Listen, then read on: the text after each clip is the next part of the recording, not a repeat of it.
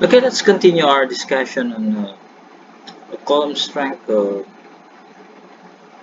the previous lesson, I discussed to you how the Euler buckling strength or critical Euler buckling load was derived.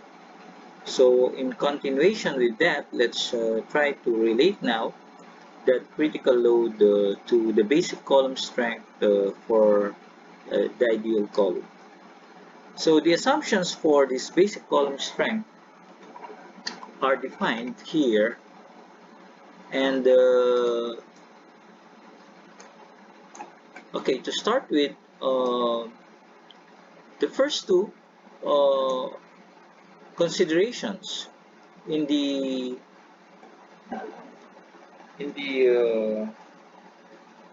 understanding of how the strength on columns are derived is based on material property, while the next two is based on dimensional property, and the third or the last two are based on external considerations or factors. Okay, so we know that for the material property, we have to define the sigma epsilon, or the stress strain relationship for the material, such that and also an assumption that there are no residual stress that exist in the material. So what are these residual stress? I'll explain to you this uh, more on the later part of this video. So for the third and the fourth, the dimensional properties assumes that the column is perfectly straight and prismatic, and the load resultant acts through the centroidal axis of the member until it begins to end, or to bend rather. Okay, so perfectly plastic or perfectly straight and prismatic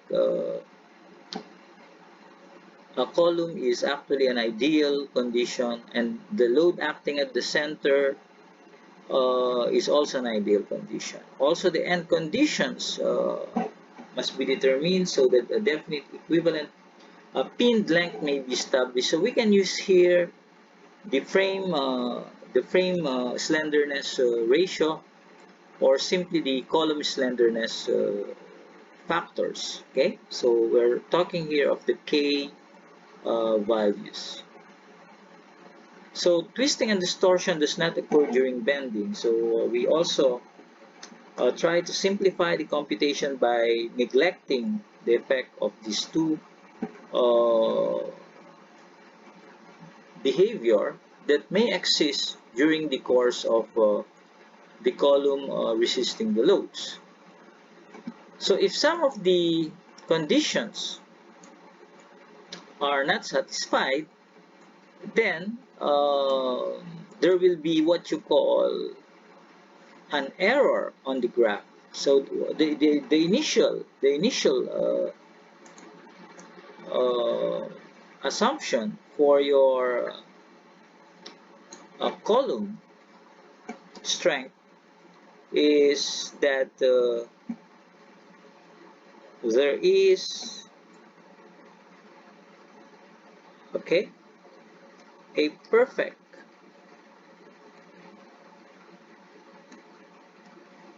uh, plastic behavior that will be experienced by the column before it fails. But the thing is, the actual, okay, curve will actually be starting to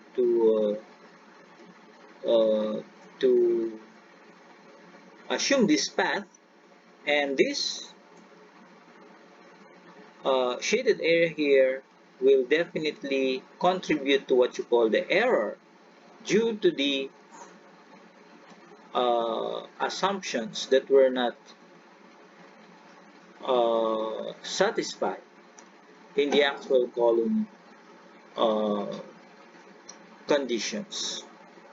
Okay, so these are not satisfied, then you have here an error. And take note that this is FPL has something to do with the within the proportional limit. Okay, this is the strength within the proportional limit. Still a straight line, but will start to curve going to the plastic stage. Hence, this curvature will give some losses on the strength of the column if we are to consider it on the ideal condition.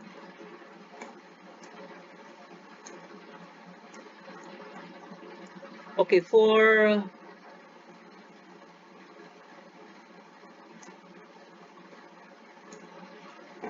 this uh, to be represented by the column strength curve, you now have here what you call a column strength graph or curve, which is the combination of this plastic, okay, this plastic behavior and this Euler behavior, which is defined by uh, what we have derived a while ago, will now have some, again, a drop on the plastic strength due to the, again, the error on the assumptions.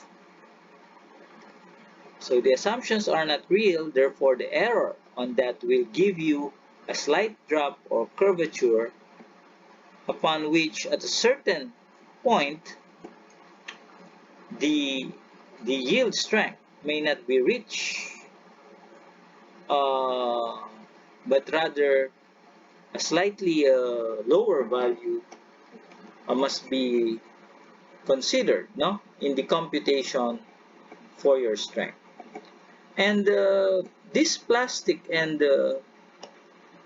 Euler, which is an elastic consideration, divides your curve into what you call the inelastic buckling mode or failure and the elastic buckling failure.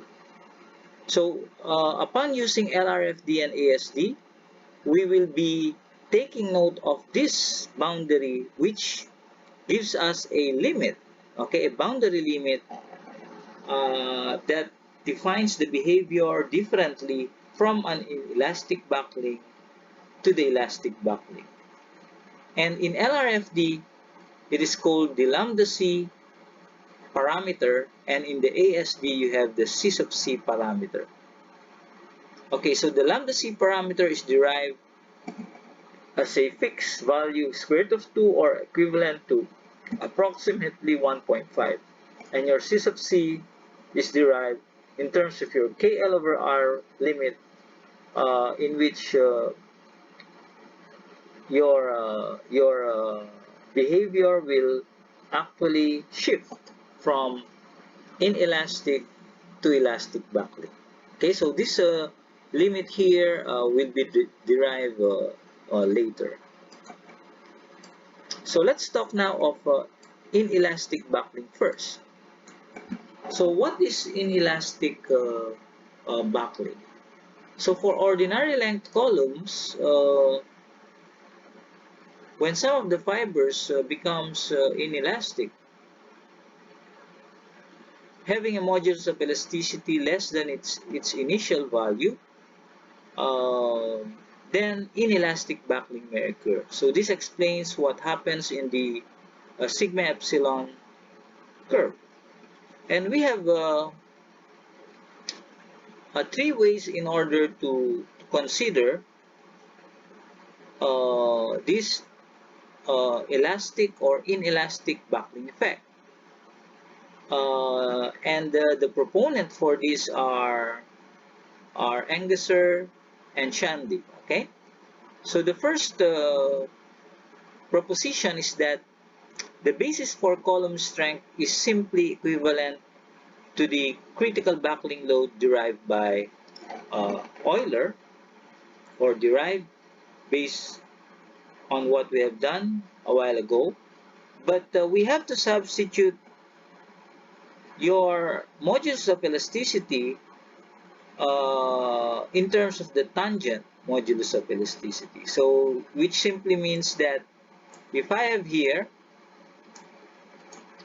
my stress strain curve, okay, I will no longer use E, but rather on the critical buckling computation of the load, I will be using an equivalent tangent modulus, which will represent a lesser or a lower value of your modulus of elasticity, since the slope of this line becomes less steeper than the slope of the original modulus of elasticity. So if this is 200,000 megapascal, so your ET here will be less than 200,000 megapascal. So it will give you slightly lower value for the critical buckling load. But some considerations must be considered according to Angesser. That's why he later modified the basic tangent modulus to a double modulus. Okay, so he says that the modulus of elasticity may be elastic at the tension side and inelastic in the compression side at the instant of failure due to bending, such that your PCR, or your critical buckling load, will now be equivalent to two different values given by this equation, which defines the part which is inelastic and the part which is elastic. Okay, so I just referred to the book for the complete explanation of this. But what Angesser means about the double modulus is that we have to separate. Okay, we have just to separate the value of your ET, or modulus of elasticity tangential, okay, which is on the inelastic part, and the modulus of elasticity, which is on the elastic part. So this is the full or the full value of 200,000. Okay, E here is 200,000, while ET here is, I'm talking of megapascal, is less than 200,000. Okay, so what is this y squared dA? We know that y squared dA is simply a moment of inertia. Okay, so the integral from 0 to d1 is simply the moment of inertia, which will give us this equation here. Okay, so this is E um,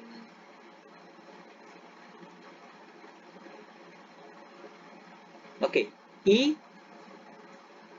is